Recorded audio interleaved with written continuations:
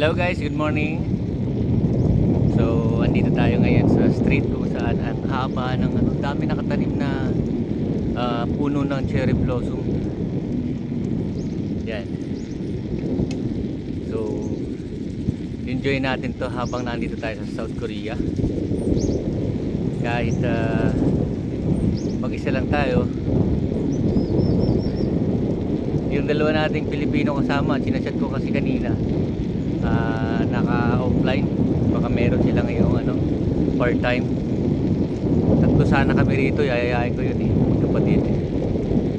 Kaso meron silang, baka meron silang ngayong part-time. Pero dito guys, pagkatapos ng trabaho din ulit. Kailangan ng diskarte. So balik tayo. Ayan o. Ganda ng mga rito. Pagkatanim nitong cherry blossom, nandito mismo sa tabi ng kalsada. Tinanim. Isang attraction din sa mga bumabiyahe. Yan. Sarap mag-bike. Sarap mag-bike. Dito lang yan, malapit sa aking trabaho tsaka sa inuwian kong bahay. So sinamantala natin kasi linggo naman ngayon, mag-bike tayo. At the same time, mapakita ko na rin sa inyo itong mga punong kahoy na ito na namumulaklak. Ayan o, cherry blossom. Daw malapit na rin na sumisibol na rin yung mga sumisibol na rin yung mga dahon. Dumay-dumaan kasi sa sasakyan. Makikita nyo yung street. Kala mo mga snow, pero dahon yan ng cherry blossoms. Ayan. Ganda. Tapos dito sa side na yan, dagat.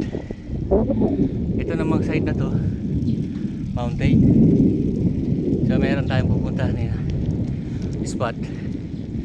Ginawa yun para talaga sa mga magpapahinga, sa mga magpapahingang driver siguro, tsaka isang tourist na attraction na rin dito na pwede mapuntahan. Mahilig silang gumawa sa mga ganito na pwede kang magtambay-tambay, mag-relax.